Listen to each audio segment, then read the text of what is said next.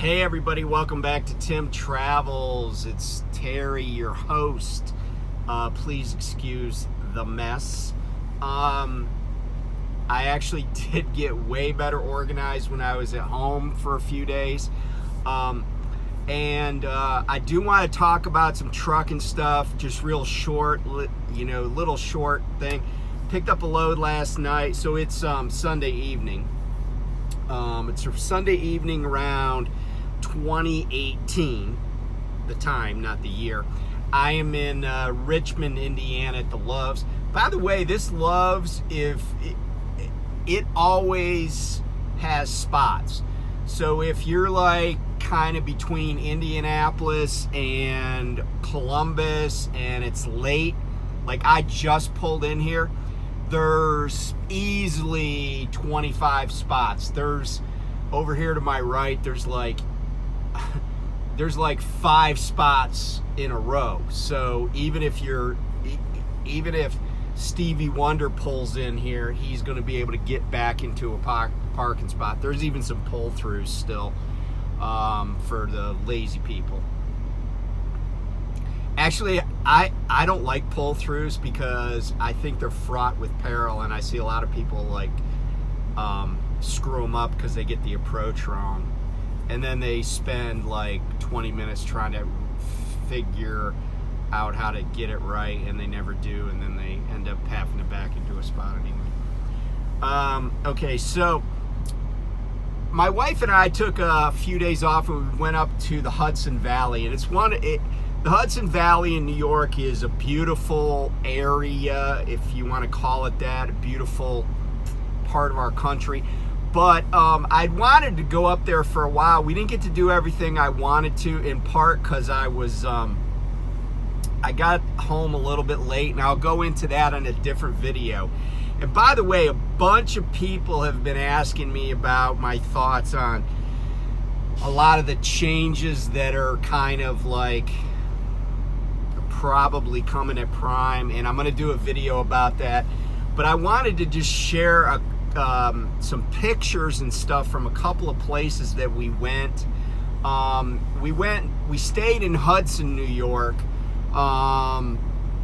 which is a cool town. It's kind of getting gentrified because it's only like 2 hours by train from New York City, so it's there's a lot of fixing up going on, but it's a really cool town. And we also spent time with our friends in Chatham, and Chatham's smaller than Hudson, but very cool town. We had dinner at the Chatham Brewery. Great place. I highly recommend it if you're in that neck of the woods, Chatham Brewery. But we visited, our friends took us to Olana, which is the home of Frederick Edwin Church, who was one of the preeminent painters of the Hudson River School, along with like Cole, who is his mentor. Bierstadt is another name you might recognize. These guys painted landscapes, and they showed the world to the public. And so I'm not going to talk a lot about the Hudson River School. You can Google that, Hudson River School and art, if you're interested. But the interesting thing about that school, just as kind of a little aside, is that it was a kind of a nationalistic thing.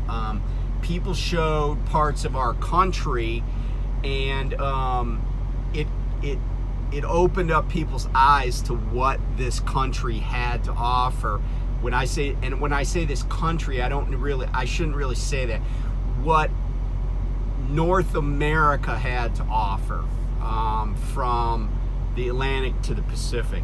But Church traveled widely, and his home reflects that. He traveled in the Middle East. And this is just to set the time frame. We're talking like the late 1800s. he traveled widely in, the Americas, North and South America, Central America, but also the Middle East, and Europe. And his home kind of reflects that, but it's just a really cool place. And just some spectacular views of the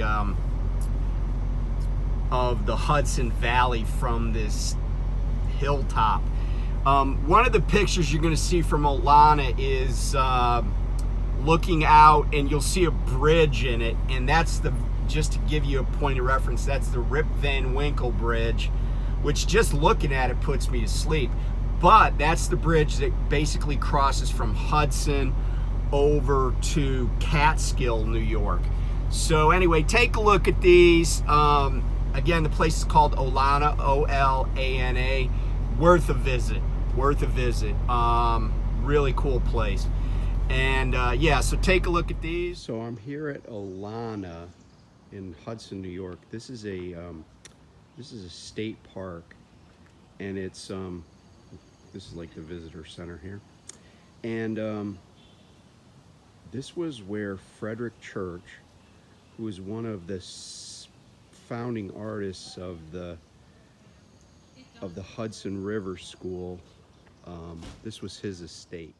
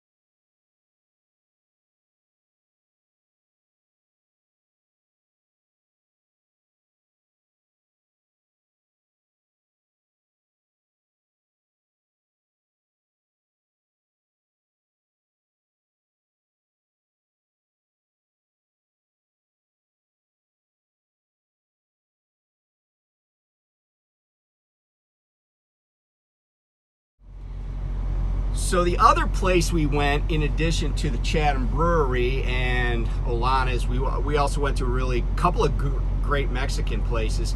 But we went to kind of the ancestral home of Franklin Delano Roosevelt, and we also visited this place that's a few miles away called man, the name slips me. But it was Eleanor Roosevelt's property. And the interesting thing about Eleanor Roosevelt's property is that Franklin Roosevelt, I'm going to show you pictures of the house he lived in, the house he was born in, but he only owned this house for 4 years of his life, from 1941 until 1945 when he died, because his mom lived until 1941 and she owned the place. And actually Roosevelt knew that he was going to donate the property to the people, to the government of the United States. And so in 1943 he basically signed it over. So he really, even though he lived at this property his whole life, he never really owned it. It's kind of funny.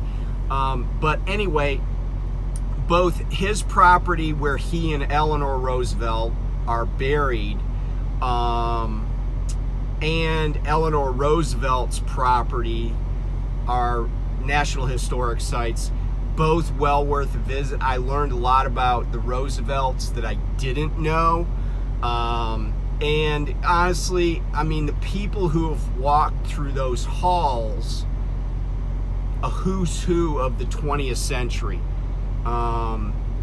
Kings, emperors, certainly Winston Churchill, and like John F. Kennedy, when he was running for president, went to see Eleanor Roosevelt, and we saw, her living room where he sat to convince her to support him for the Democratic nomination in 1960. But anyway, just really cool. And you know, I'd always wanted to visit Hyde Park and see the Roosevelt property, so it was great to do that. But take a look at the pictures. Again, there's a lot of stuff in the Hudson Valley that's really accessible. There's so many historic things to visit. The Vanderbilts have a huge home there. And I'm not really, you know, I'm not super interested in how the ultra rich lived during the Gilded Age. I'm not super interested in seeing how people that own slaves, and I'm not saying the Vanderbilts, but I'm saying, like, I've visited plantations. It's interesting to understand from a historical perspective, but in some ways, I don't know if I want all of that. You know, if I want to spend my time, you know, and support on all of that. But anyway, these two places were interesting. Take a look. And then my next video, I want to talk about some of the crazy stuff, or sort of crazy stuff, certainly noteworthy stuff that's happening at Prime. So thanks for watching.